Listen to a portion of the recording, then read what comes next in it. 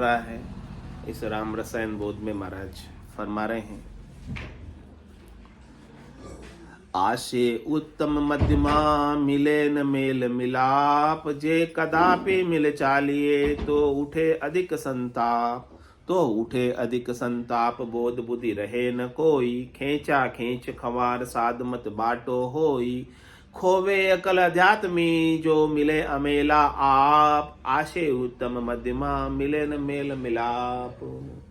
कहने की किसकी आशा तो उत्तम है और किसकी आशा मध्यम है और किसकी आशा कनिष्ठ है। तो आपको मेल मिलाप किससे रखना है? कनिष्ठ आशा वाले से, मध्यम आशा वाले से या उत्तम आशा वाले से? अब उत्तम आशा क्या होती है?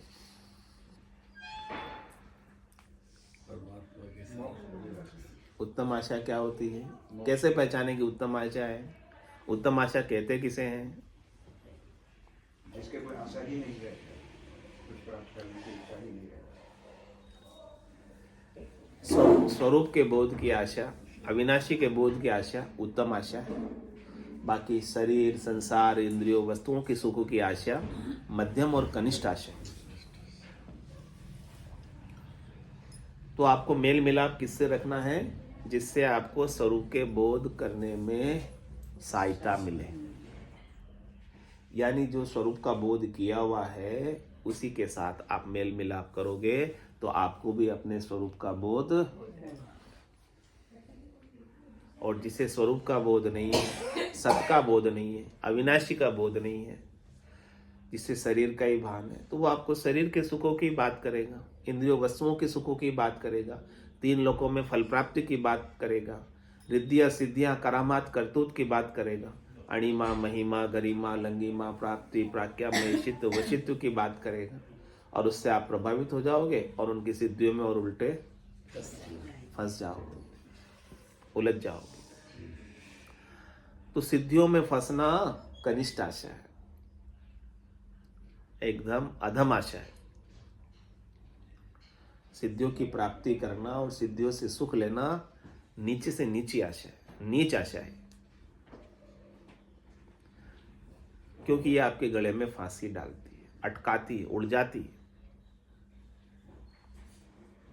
माया बड़ी बलाई दाव दे पकड़े आए, ये पकड़ती रहती है जीव को परमात्मा में मिलने से, रोकती, अटकाती है।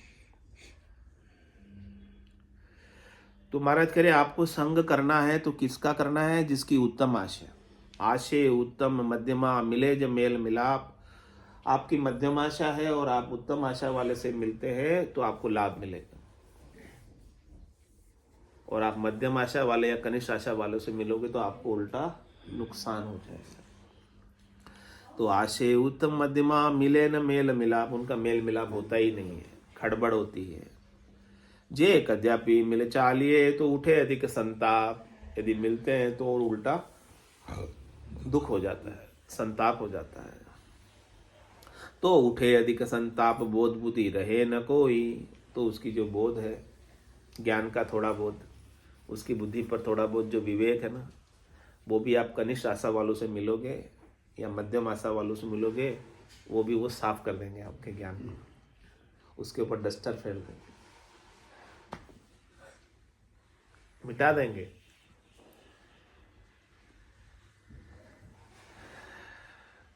खेचा खेच खवार साध मत बाटो होई, ऐसे खेचा खेच करेंगे कि आपका जो साध मत है, जो आपने थोड़ा बहुत ज्ञान प्राप्त किया है, उसके भी बट्टा लग जाएगा। खोवे अकल अध्यात्मी जे मिले अमेला आप में जो अध्यात्म की अकल है, बुद्धि पर जो अध्यात्म का विवेक जगा है, स्वरूप का, सत का, अविनाशी का जो समझ थोड़ी आई है, वो भी आप कनिष्ठ आशा वालों से या मध्यम आशा वालों से मिलते हो तो उस समय वो आपकी मति को गुमराह कर देते हैं, आपको वापस शरीर, संसार, इंद्रियों, वस्तुओं के सुखों में उलझा देते हैं, फंसा देते हैं, लगा देते हैं।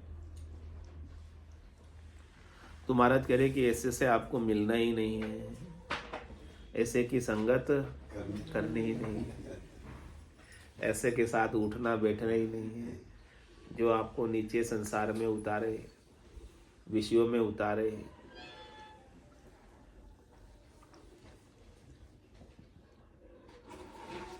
आशे उत्तम मध्यमा मिले न मेल मिलाप, तन पर सरबर सांग सरो भरी आशे नाही। इक त्यागी इक रागी खड़ा सट उपजे माही। रजनी दिवस अमेल भेल जल तेल न होई। शुद्ध अशुद्ध न मेल पाप पुण्य मिले न दोई।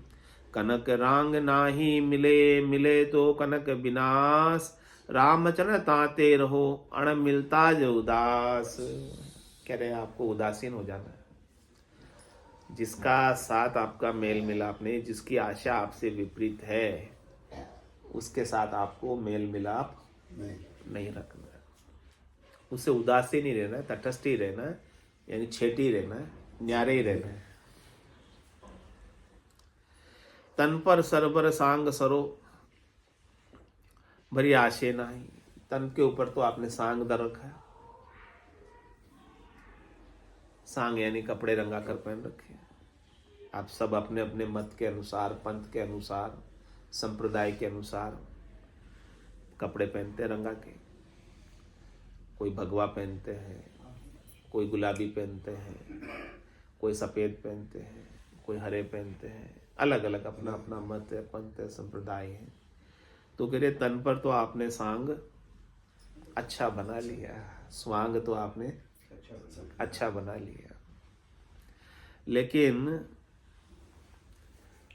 भरी आशे नहीं। आपकी आशा जो है उत्तम नहीं है। अभी भी स्वांग बनाकर भी शरीर संसार के सुख ही खोज रहे हो, इंद्रियों वस्तुओं के सुख ही खोज रहे हो, यानी ज्ञान नहीं, समझ नहीं। इक त्यागी इक रागी खड़ा सट उपजे माही। और जिसकी उत्तम आशा है स्वांग दर के, और दूसरे स्वांगदारी की आशा नीची है, और दोनों मिल जाते हैं साथ में, तो दोनों के आपस में बनती नहीं। किस प्रकार से नहीं बनती है? कह रहे रजनी दिवस अमेल, रात और दिन के मेल नहीं। दिन होगा तो रात भाग जाएगी, ऐसा ही होता, या रात टिकी रहती दिन के साथ ही? टिक ही नहीं सकती। सूरज के उदय होते ही अंधेरे को भागना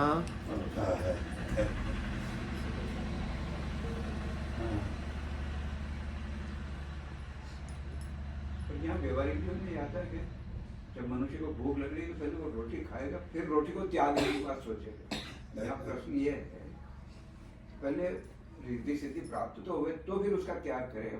यहाँ तो प्रवचन में शुरू से ये बताया है छोड़ दो छोड़ दो, और पहले उसको देखे तो सही, उसका छोड़ दे तो फिर उसका छोड़ने का मन नहीं। रिद्धि सिद्धि प्राप्त करने की आशा भी नीची आशा है ना।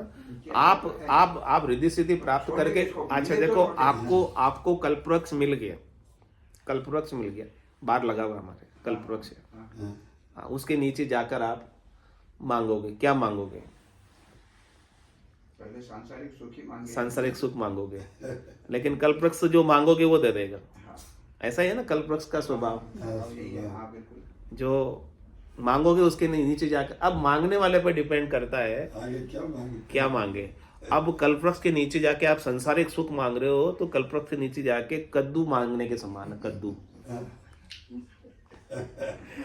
हे कल्पवृक्ष महाराज, हमारे घर में सब्जी नहीं है, कद्दू दे दो, एक बरसा दो एक कद्दू। रिद्धि सिद्धि मांगना किसके समान है? कल्पवृक्ष के नीचे जाकर कद्दू मांगने के समान। तो अब आपको कद्दू मांगना है रिद्धि सिद्धि के रूप में, या आपको मुक्ति मांगनी कि आपके ये कद्दू सब्जी बनाने का झंझट ही मिट जाए? वो क्यों नहीं मांगते?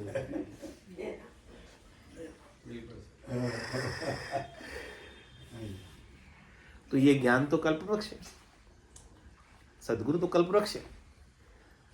अब आपकी आशा क्या है? इससे आप क्या चाहते हो? रिद्धि चाहते हो? रिद्धि चाहते, रिद्धि मिल जाती। अर्थ, धर्म, काम और मोक्ष, चारों चीजें इसमें हाजिर है। अब आपकी आशा चाहिए, आपको अर्थ की आशा है तो भगवान अर्थ की पूर्ति आपकी कर देंगे। शुरुआत में बताया ना, उत्तम धर्म की आशा है तो धर्म की पूर्ति करा देंगे। मिले तो सही, फिर उसको छोड़ने का भाव है। अरे मिलने की इच्छा ही आपको नीचे उतार देती है, वो इच्छा ही आपको रखनी नहीं, इच्छा ही समाप्त करनी है। वो इच्छा ही तो चाहने तो बुरी है। चाह चूड़ी रामदास नीचा सुई नीच, तू तो केवल ब्रह्म तो जो चाह न होती। उत्तम आशा रखनी है, स्वरूप बोध की आशा रखनी है, अविनाशी होने की आशा रखनी है, ब्रह्म होने की आशा रखनी है। न कि जीव बना रहना, न शरीर बना रहना, न शरीर के सुख चाहिए, न जीव के सुख चाहिए। हमें तो एक सत्य स्वरूप आनंद स्वरूप का दर्शन चाहिए। वो दर्शन हमें मिल जाए, वो विजन मिल जाए। दर्शन का मतलब क्या? विजन, दृष्टि, ज्ञान। हाँ, ये दिव्य दृष्टि हमें मिल जाए कि हमारे लिए ये संसार, शरीर, इंद्रियां, वस्तुएं सब नाटक रूप हो जाए, खेल रूप हो जाए, इनके सारे व्यवहार झूठे हो जाए, सपने की तरह हो जाए। अभी हमें सब सच्चे लगते हैं, लेकिन है क्या? सब ये सपना है। उमा कहत में अनुभव अपना, सत हरि भजन जगत सब सपना। ये सपना अभी हमें सच्चा लग रहा है, इसलिए हमें रिद्धि सिद्धि की चाह होती है, सुखों की चाह होती है, अणिमा महिमा गरिमा लंगिमा प्राप्ति प्राज्ञा शीत वशित की चाह होती है, क्योंकि हमें सच्ची लग रही है इसके सुख। लेकिन इसके सुख सच्चे नहीं है, आभास मात्र, प्रतीति मात्र, मृग जल की तरह है। रेगिस्तान में हिरण प्यासा होता है, दूरदृष्टि करता है, रेत के ऊपर प्रकाश का परावर्तन होता है, उसे जल के रूप में नजर आता है। उस जल को पीने के लिए वहां तक दौड़ लगाता है। वहां पहुंचता है तो देखता है कि दूर से तो जल दिख रहा था, यहाँ है तो जल। फिर आगे देखता है तो आगे जल दिखता है, तो वो दौड़ता दौड़ता सुबह से शाम तक प्यासा ही मर जाता है, अपने प्राण पखेरुड़ा, और जल उसे कभी मिलता ही नहीं है। ऐसे ही हम संसार के सुखों में दौड़ लगा रहे हैं। शब्द में, रूप में, रस में, गंध में, स्पर्श में हमको सुख दिख रहे हैं, लेकिन आज दिन तक हम उसे तृप्त नहीं हुए हैं, और उनकी प्यासे की प्यासे ही इस शरीर को छोड़कर चले जाते हैं, और इस प्यास के कारण वापस दूसरा शरीर भी धर लेते हैं। अंतमति सुगति, अंत काल में होती वासना, जा में वासा पाया, कह सुखराम वासना ऊपर कर सवारी आए। तो ये वासना को मिटानी है, चाह को मिटानी है रिद्धि सिद्धि की, नहीं तो वासना की चाह पर फिर सवारी करके आप शरीर धर लोगे कोई ना कोई, संसार वापस आ जाओगे। तो ये चाहना मिटनी जरूरी है। चाहना किससे मिटेगी? भजन सुवासना जल जाए दूजो और कोई नहीं है उपाय। इस वासना को जलाने का उपाय भजन, सुमिरन, याद किसकी? अविनाशी की, सत्य स्वरूप की, आनंद स्वरूप की, सतराम की, निरंजन की, निराकार की, अजोनी की, अजन्मे की। उसकी याद आएगी तब आपको ज्ञान से वैराग्य उत्पन्न होगा। उसकी याद के बिना तो इस संसार को, शरीर को ही सच्चा मानोगे, और इसको सच्चा मान के इसी को ही बढ़ाने का, इसी को ही बचाए रखने का प्रयास करते रहोगे, और हमारा सारा समय इन्हीं प्रयासों के अंदर बीत जाएगा, और हमें अपने स्वरूप को जानने का अवसर, मौका कभी मिलेगा ही नहीं। तो रजनी दिवस अमेल, क्या कह रहे महाराज? रात और दिन के मेल नहीं है। दिन होता है, सूरज उगता है तो रात को जाना पड़ता है।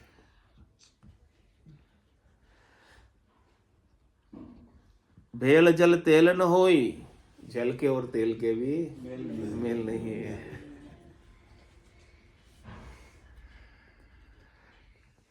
इसी प्रकार से शुद्ध अशुद्ध न मेल, शुद्ध और अशुद्ध का भी मेल मिलाप नहीं। और पाप पुण्य मिले न दोई, और कह रहे पाप पुण्य का भी मेल नहीं है। तो बोलो कि हमने खूब सारे पाप कर लिए, अब थोड़े पुण्य कर ले, हमारे पाप कट जाएंगे। नहीं कटेंगे, नहीं कटेंगे। पाप को भोगने के लिए अलग से शरीर धरना पड़ेगा, और पुण्य को भोगने के लिए अलग से भोगना पड़ेगा। दोनों अलग अलग से भोगने पड़ेंगे, दोनों का भी मेल नहीं है। दोनों बाद भी नहीं होते, माइनस भी नहीं होते हैं, कटते भी नहीं है। भोगने से कटेंगे, या तो भोगने से कटेंगे, या फिर ज्ञान हो जाए तो ज्ञान से दोनों ही कट जाएंगे। न पाप रहेगा न पुण्य रहेगा। पाप पुण्य दोनिया सु न्यारा, भरम करम दोनिया सु न्यारा। जहां सु रहो लिवलाई, कह सुखराम राम बिन जग में सभी कर्म उपाय। ऐसे सतराम के बिना, स्वरूप बोध के बिना जो भी करते हैं उससे शुभ या अशुभ कर्मों का बंद होता है। कोई भी करनी करो, अच्छी करनी करोगे शुभ कर्म, बुरी करनी करोगे अशुभ कर्म। तो शुभ कर्म करके कहाँ जाओगे? शुभ कर्म कर स्वर्गा जावे, अशुभ किया चौरासी। कै सुखराम भक्ति कर केवल परम धाम जंजासी। आपको परम धाम जाना है, न स्वर्ग जाना है, न बैकुंठ जाना है, न ब्रह्मपुरी जाना है, न कैलाशपुरी जाना है, न बैकुंठ कहीं, न सृष्टिकर्ता में जाना है। आपको तो एक कर्ता बनना है, साक्षी बनना है, दृष्टा बनना है, शुद्ध स्वरूप ब्रह्म बनना है। तो कह रहे महाराज इनके मेल नहीं है। कनक रांग नहीं मिले, मिले तो कनक विनाश। रामचरण ताते रहो अण मिलताज उदास। इसलिए जिसके आपसे नहीं आशा मिलती है उसके साथ आप मत मिलो, उदास रहो उससे। उससे बोलो ही मत, राम राम भी मत करो। राम राम भी करोगे तो वो आपके पल्ले पड़ जाएगा। स्वामी जी श्री रामचरण जी महाराज की जय। राम धाम की जय। सतगुरुदेव की जय। सत्य सनातन धर्म की जय। सत्य भगवान की जय। राम जी राम राम महाराज। राम राम सा राम राम सा राम।